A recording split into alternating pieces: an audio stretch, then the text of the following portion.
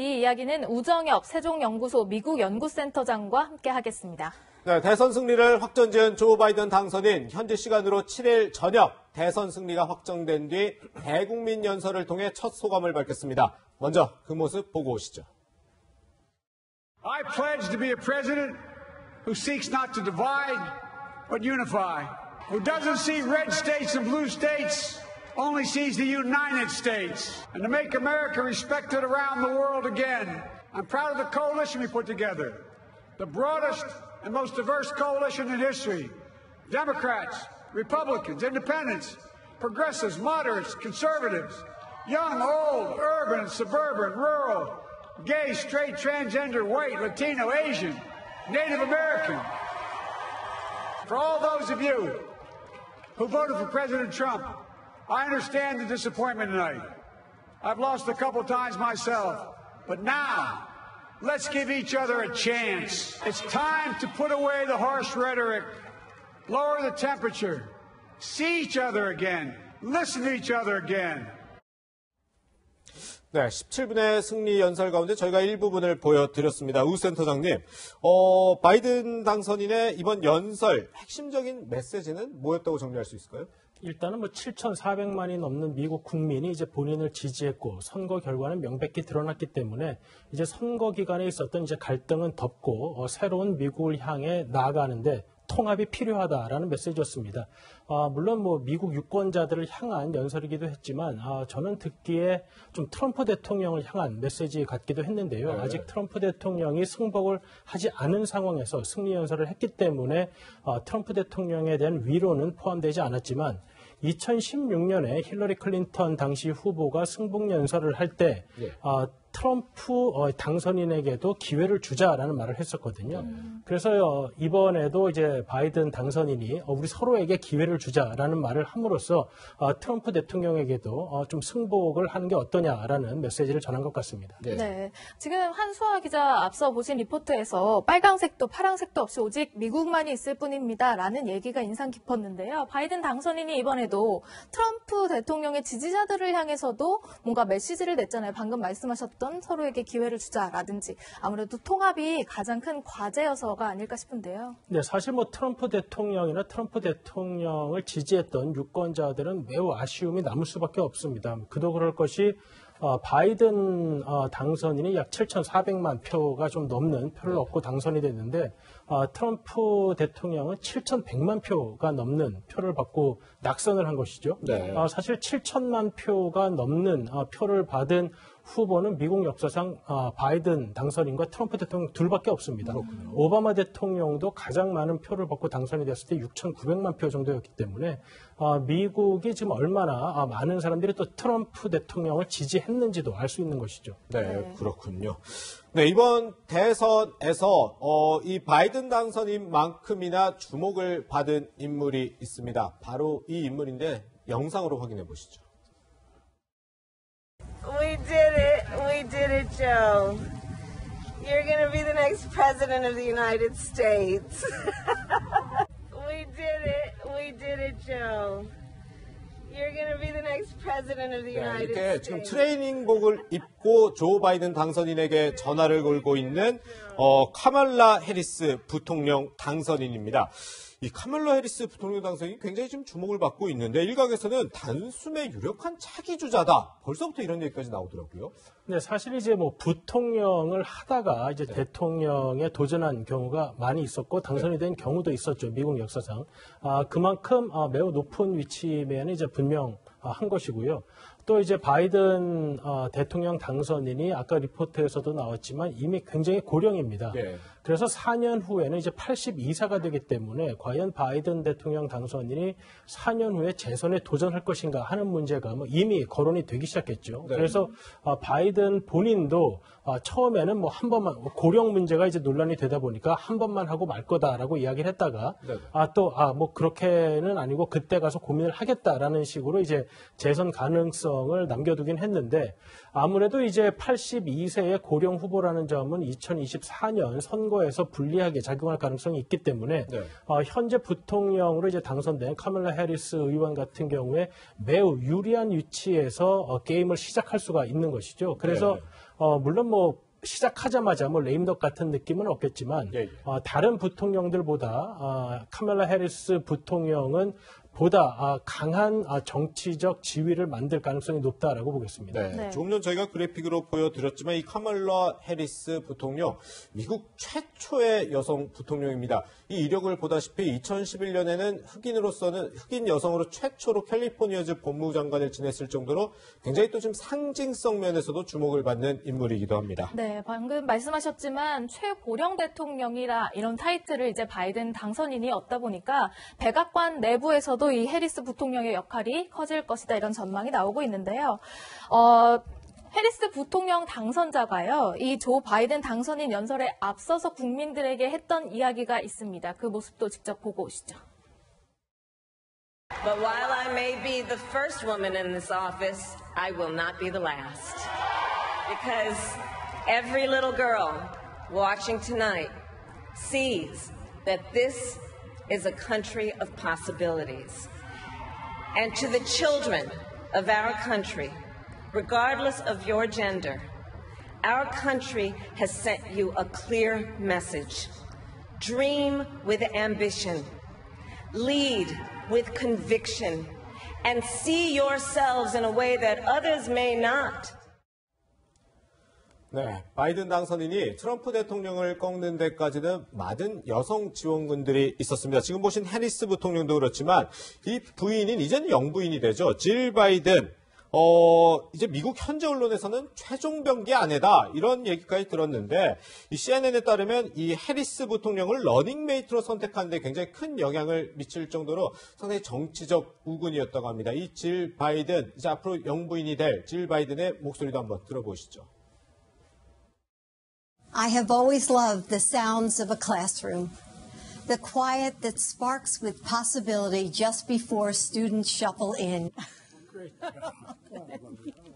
네, 보신 것처럼 이렇게 교사인 이 질 바이든, 앞으로 이 대학 교수로서 활동을 겸임하면서 영부인 활동을 하는 최초의 투잡 영부인이 될 것이다 이런 전망도 나오고 있고요. 또 한 명 이제 최고의 참모로 불리는 벨러리 바이든 오원스, 바이든 당선인의 여동생입니다. 51년 정치 역정을 함께 했고 이 선거 캠페인을 총괄했는데 이 바이든 당선인은 벨러리는 평생 내 가장 친한 친구다 이런 얘기를 하기도 했었고요. 이번 선거 기간 뭐 공식적인 직함은 없었지만 실질적인 선대 본부장이었다 이런 평가를 받기도 하고 있습니다. 네, 조 바이든의 당선을 도운 카멀라 해리스 부통령과 부인, 여동생 이야기까지 해봤는데요. 문재인 대통령은 어제 조 바이든 미국 대통령 당선인에게 축하의 메시지를 보냈습니다. 같이 갑시다라는 메시지와 함께 앞으로의 양국 간의 연대 경고하니까 앞으로 이제 함께 연대를 강조하는 저런 메시지를 보냈는데요. 센터장님, 앞으로 한미 관계에는 어떤 영향이 좀 있을까요? 일단 바이든 대통령이 이 외교 문제에 이제 보다 집중하기에는 시간이 좀 걸릴 것 같습니다. 네. 일단 바이든 대통령 당선인이 공식적으로 이야기했듯이 지금 미국의 그 코로나 바이러스 상황이 너무도 안 좋기 때문에 네. 이 부분을 잡는데 아마 주력을 할 것으로 보입니다. 네. 왜냐하면 이제 코로나 바이러스 문제를 가지고 트럼프 대통령이 미숙한 대응을 한 데에 대해서 선거 기간 내내 바이든 당선인이 공격을 했기 때문에 만약 초기에 이 문제를 잡지 못하면 바이든 당선인 본인이 공격을 받을 가능성이 매우 높기 때문입니다. 네. 그래서 이제 어느 정도 이제 코로나 바이러스로 인한 미국 내 위기가 좀 지나가게 되면 이제 외교 안보 부문에도 물론 인선은 시작되겠지만 시작을 할 텐데 한미 간에 우선 가장 바이든 대통령 당선인의 차이점이라고 한다면 동맹과의 연대를 매우 중요시하는 정책을 펼칠 것이라는 점입니다. 네. 트럼프 대통령은 이제 동맹 간의 관계를 매우 계산적으로 보면서 동맹 간의 관계를 미국이 돈을 받고 서비스를 제공한다라는 형식으로 이제 파악을 했는데 바이든 대통령과 이제 민주당은 올해 나온 여러 가지 정책 문서 등에서 동맹과 함께 새로운 세계 질서를 정립해 나가는데 나아가겠다라는 점을 매우 명확하게 이야기하고 있습니다. 네. 네. 한미 관계만큼이나 또 관심이 가는 것 바로 북미 관계겠죠. 조 바이든 당선인 선거 기간에 김정은 북한 국무위원장에 대해서 이렇게 얘기한 바 있습니다. 들어보시죠. What has he done? He's legitimized North Korea. He's talked about his good buddy, who's a thug, on the condition that he would agree that he would be drawing down his nuclear capacity to get that the Korean Peninsula should be a nuclear-free zone. We're not going to legitimize you, and we're going to continue to put stronger and stronger sanctions on you. 사실 트럼프 대통령과 김정은 위원장 사랑에 빠졌다 이런 얘기도 했었는데 지금 보신 것처럼 바이든 당선인은 김정은 위원장을 깡패다 이렇게 좀 노골적으로 표현하기도 했고 북한 측에서도 바이든 당선인에 대해서 굉장히 노골적으로 비난을 한 바 있잖아요. 이 북미 관계는 어떻게 될까요? 사실 우리가 이제 트럼프 대통령의 이제 2018년 싱가포르 회담 전부터 2019년 하노이 회담까지의 기간과 지금 저 바이든 대통령 당선인이 이제 후보 시절 말한 것들을 비교하고 있는데요. 2017년 유엔 연설 등 트럼프 대통령이 2018년이 시작되기 전에 북한에 대해서 이야기한 것을 보면 식퍼피다, 미니 로켓맨이다 이렇게 매우 안 좋은 말을 했고 북한 역시 늑다리다 이런 식으로 서로 비난이 굉장히 강했습니다. 그러던 것이 어떤 미국의 정책이 변했다기보다는 북한이 2018년에 미국과 협상을 하겠다고 나오면서 이제 관계가 변했던 것이죠. 근데 이제 그것도 2019년 하노이 결렬 이후에는 북한이 전혀 협상의 뜻을 안 두게 되면서 트럼프 대통령의 북한에 대한 인식, 김정은에 대한 인식과는 별개의 문제로 어떤 진전도 이루어지지 않고 있습니다. 그렇기 때문에 바이든 지금 대통령 당선인이 김정은 위원장에 대한 안 좋은 인식을 가지고 있는 것은 분명하지만 국가 대 국가 간의 관계로서 만약에 북한 쪽에서 진지하게 협상을 하겠다고 하면 2018년에 우리가 봤던 것처럼 협상이 진행될 수도 있는 것이고요.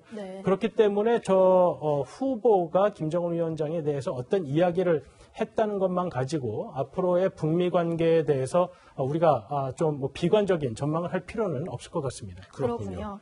자, 지금 SNS 상에서는요, 지금 불복의 움직임을 보이고 있는 트럼프 대통령과 관련해서 풍자하는 영상들이 속속 올라오고 있다고 합니다.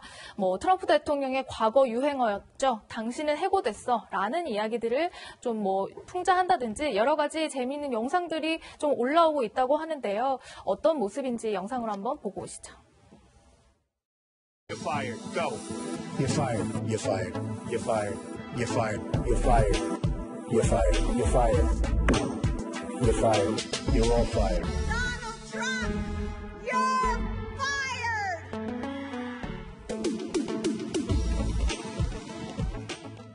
What? You can't replace me, and definitely not with a woman. Me too. What about me? I'm being evicted like a white African farmer. I want a black color vote. This is what. 네, 트럼프 대통령으로서는 과거 본인의 유행어가 현재 자신의 상황에게 돌아오는 그런 모습을 보이고 있는데요. 지금 트럼프 대통령의 골프장을 이틀째 찾았다고 하거든요. 이것은 소송을 하고 있으니까 앞으로 이제 이겨낼 수 있다는 자신감인지 아니면 정말 체념한 건지 헷갈릴 정도인데요. 트럼프 대통령이 현직 대통령이긴 하지만 대부분의 선거전에서 선거를 지게 되면 밑에 있던 사람들이 어느 순간 안 보이게 됩니다. 왜냐하면 진 후보한테 더 이상 좋은 말을 해줄 게 별로 없기 때문이죠. 더군다나 지금처럼 트럼프 대통령이 승복을 거부하고 있는 상황에서는 더더욱 밑에 있는 참모들이 좋은 말을 해주기는 어려울 것 같고요. 그래서 아마 본인도 특별히 백악관에서 얘기할 사람도 없고 더 이상 있어봤자 좋을 것도 없으니까 본인 소유 골프장에 가서 시간을 보낸 것이 아닌가 생각이 됩니다. 그런데 참 가족들도 등을 돌리는 걸까요? 미국 CNN 보도에 따르면 이 멜라니아 여사, 영부인이죠. 멜라니아 여사도 이제 트럼프 대통령에게 대선 패배 수용을 권유하고 있다 이런 보도를 했고 이제 백악관의 실세로 꼽히는 4위 쿠슈너 백악관 선임보좌관 역시도 이제 결과 승복과 관련해서 트럼프 대통령과 접촉을 했다 이런 보도들이 나오고 있는데 또 한 명 주목을 받는 게 같은 공화당 소속 전직 대통령 부시 전 대통령 역시도 공정한 대선이었다라고 얘기하면서 바이든 당선인에게 축하 메시지를 건넸다고 그러더라고요. 그러니까 아마도 지금 트럼프 대통령은 2000년도 플로리다에서 이제 부시 대 고 재개표 사건 때 이제 부시 대통령이 이겼던 것을 떠올리면서 계속해서 연방 대법원에 대한 소송 이야기를 하고 있는 것으로 보입니다. 네. 근데 그 당시는 이미 부시 대통령이 개표에서 이겼던 것이고 고 당시 부통령이 이제 그 결과에 도전하는 형태였죠. 예. 그러던 것을 이제 공화당의 많은 그리고 보수 성향의 많은 변호사들이 부시 후보의 승리를 지키기 위한 여러 가지 법적 논리를 만들어서 연방 대법원에서 최종적으로 고 후보의 그러한 어떤 도전이 의미가 없다라는 것을 결정해줬습니다. 네. 트럼프 대통령의 현 상황은 지금 고 부통령의 상황과 같은 것이죠. 본인에게 불리하게 끝난 선거 결과를 뒤집기 위한 소송을 하는 것인데 이미 그때 그 보수 성향의 대법관들이 그 선거를 지키기 위한 논리를 이미 많이 만들어놨습니다. 그렇기 때문에 현재 보수적인 대법원에서 본인들이 2000년도에 만들었던 논리를 뒤집으면서 트럼프 대통령에게 유리한 결과를 만들어주긴 어려운 것이죠. 그렇기 때문에 부시 대통령도 그렇고 많은 공화당 의원들이나 앞으로 더욱더 트럼프 대통령에게 승복을 좀 압박하는 메시지를 낼 것으로 생각이 됩니다. 네, 지금 트럼프 대통령이 백악관을 안 나오는 게 아니라 못 나오는 것이다. 이런 이야기도 일각에서 나오고 있습니다. 왜냐하면 백악관을 나오는 순간 트럼프 대통령에게 줄줄이 소송이 이어질 것이다. 라는 전망도 있던데요. 지금 사실 트럼프 대통령이 대통령이기 때문에 면책특권상 기소가 안 되는 부분들이 상당히 있습니다. 특히 이제 뉴욕 검찰과 관련된 것인데요. 미국 역사상 대통령이 퇴임 후에 사실 특별히 기소되거나 한 일은 없는데 트럼프 대통령이 그 첫 번째 사례가 될지 아니면 트럼프 대통령이 사임을 한 이후에 기소가 되고 미국의 차기 대통령이 특별 사면을 하는 형식으로 마무리가 될지 그런 부분은 아직 좀 지켜봐야 할 것 같습니다. 네, 5일 만에 당선인을 확정지은 미국 대선 이야기 오정엽 센터장님과 함께 나눠봤습니다. 고맙습니다.